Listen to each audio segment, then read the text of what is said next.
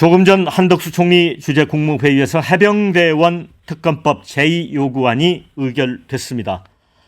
윤석열 대통령 재가가 남았는데 취임 후 10번째 대통령 거부권이죠. 야당은 전면전을 예고했습니다. 민주당은 국회 본청에서 규탄 대회를 열고 25일에는 시민단체와 서울 도심에서 대규모 장외 집회를 열 예정이죠. 거부권 행사는 곧 탄핵이다. 이런 강공 메시지도 지금 쏟아지고 있습니다. 김민석 의원은 요건에 해당되면 결국 어느 시기에는 탄핵해야 한다고 본다. 이렇게 말했고요. 조승래 의원은 초선 당선인들에게 대통령 거부권을 협상 카드로 쓰라는 취지의 윤 대통령 발언을 지목하면서 이런 것이 탄핵 사유다. 이렇게 이야기했습니다. 조국 혁신당 조국 대표는 폭탄주 퍼 마시듯 거부권을 남용한다. 이렇게 비판했고 황운하 원내대표는 탄핵 마일리지가 계속 쌓인다. 대통령의 헌법 무시가 계속되면 주권자의 답은 탄핵밖에 없다.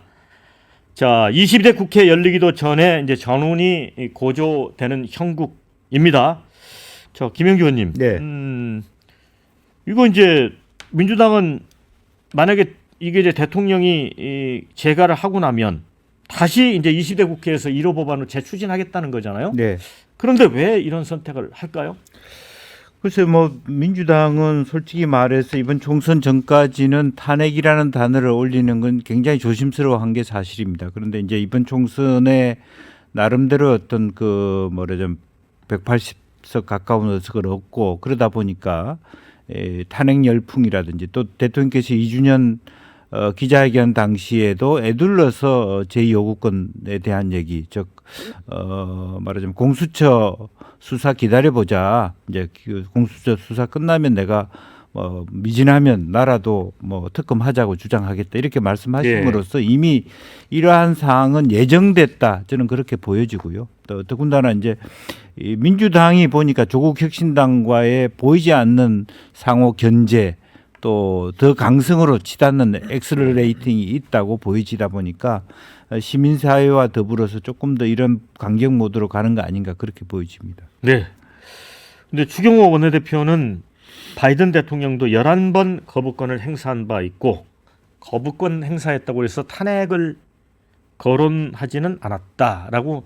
근데 미국을 이제 빗대서 끌어와 설명을 했는데 진 의원님 어떻게 보세요? 아니 뭐 미국 사례를 든다고 해서 이번에 이 행사하신 대통령의 거부권 이게 합리화될 수는 없다고 보고요.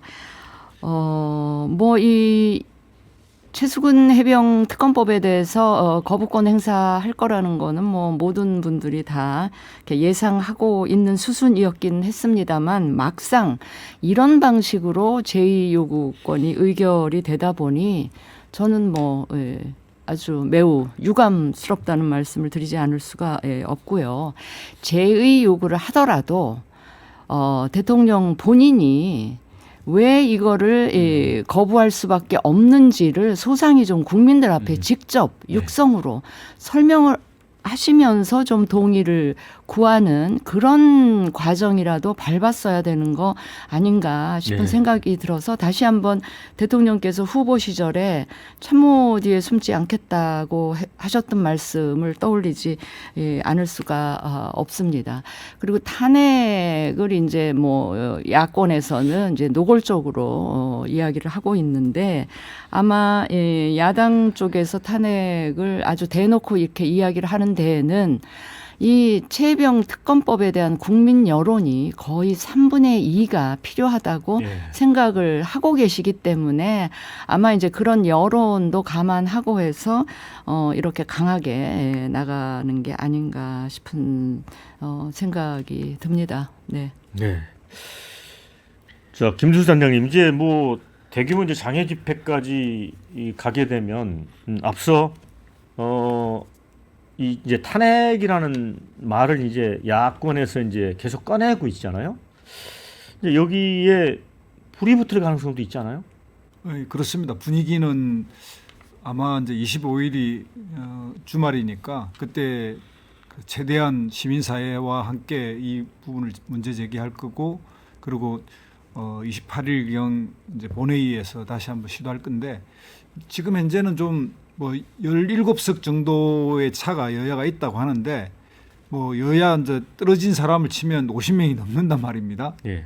여당만 해도 그렇고 야당도 마찬가지로 뭐 약간의 이제 플러스 마이너스가 있겠지만 이제 그런 상황에서는 실제 이번에 민주당의 국회의장 선출 과정에서 봤을 때도 뭐 그 내에서 명심을 따른다면 추미애 후보가 국회의장이 돼야 되는데 우원식 의원이 국회의장 후보가 되는 이런 이제 이변이 일어났는데 국회의원들의 투표라는 것은 헌법에도 보장되어 있는 양심에 따라 투표하게 되어 있고 이번은 또 마지막 그 회기를 두고 하는 그 국회 본회의 의결이라면 실제 이제 뭐 대통령이 기대하고 지금 여당이 이렇게 하는 대로 안 될 가능성이 있다.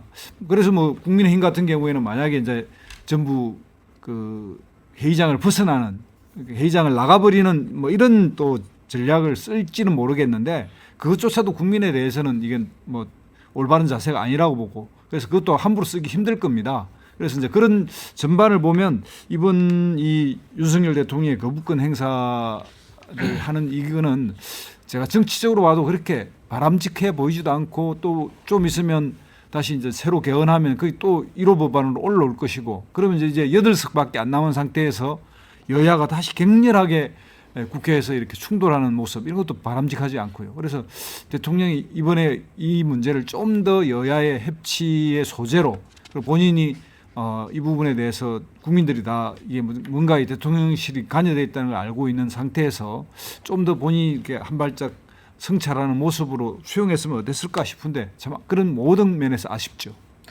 이제 특검법 제2구간 의결하면서 이제 한덕수 총리가 모두 발언해서 이런 얘기를 했어요. 그 특검법안 의결 과정이나 특별검사 추천 방식 등 내용적 측면에서 많은 문제점이 있다. 자, 신은규 대표는 이제 변호사시니까 이 측면에서 이게 타당성이 있는 주장인가요? 근데 그 한덕수 총리가 법률안에 대한 여러 가지 이의 사유를 아마 형식적으로 든 것 같은데요. 그게 만약에 문제고 헌법적이지 않다라고 하면은 윤석열 대통령이 지금 존재할 수가 없지 않습니까? 그러니까 박근혜 최순실 특검법과 다 똑같이 돼 있는 특검의 형태를 유지하고 있는데 그때 당시 박근혜 대통령 탄핵 때의 특검, 그러니까 윤석열 대통령이 수사팀장으로 간 특검은 되고 지금에 와서 윤석열 대통령이 권한을 가지고 있으니까 이걸 견제하는 특검은 안 된다. 이거 내로남불의 극치라고 저는 보고요. 대통령에게 헌법상 부여된 권한이 있습니다. 그 권한은 대통령이 시원적으로 취득한 것이 아니고 국민이 선거를 통해 가지고 대통령을 선출하는 거거든요. 사실 국민에 갖고 있는 주권을 대통령이 일정 기간 동안에 빌려 쓰는 겁니다. 근데 헌법상 권한을 보시면은 뭐 외교권도 있죠. 근데 외교권이 있다고 해서 대통령이 나라를 팔아먹는 결정을 하면 되겠습니까? 안 됩니다. 그리고 사면권 있는데 본인의 장모를 사면해주면 되겠습니까? 당연히 안 되는 겁니다. 그리고 임명권이 있다고 해서 범죄자들을 등용시킬 수는 없는 거거든요. 제가 지금 설명드린 것들은 권한의 내재적 한계가 있는데 지금 이 특검법안은 대통령 자신까지도 수사 대상이 되는 그런 특검법을 지금 거부한 거기 때문에 전 이 부분은 대통령의 거부권의 내재적 한계를 저는 완전히 벗어났다라는 생각이 들고요. 윤석열 대통령이 헌법을 읽어보셔야 될 것 같은데 헌법 40조에는 대한민국의 입법권은 국회에 있다라고 돼 있습니다. 국회가 네. 법을 제정하는 곳이고요. 대통령이 헌법과 법률을 위반했을 때에는 헌법 65조 1항에 의해서 대통령도 탄핵이 될 수 있다고 규정돼 있기 때문에 네. 전 이 부분에 대해서는 이제 더 이상 국회가 일정 수준이 넘으면은 전 탄핵을 소추할 충분한 명분을 이제 갖게 되었다라고 생각합니다. 네.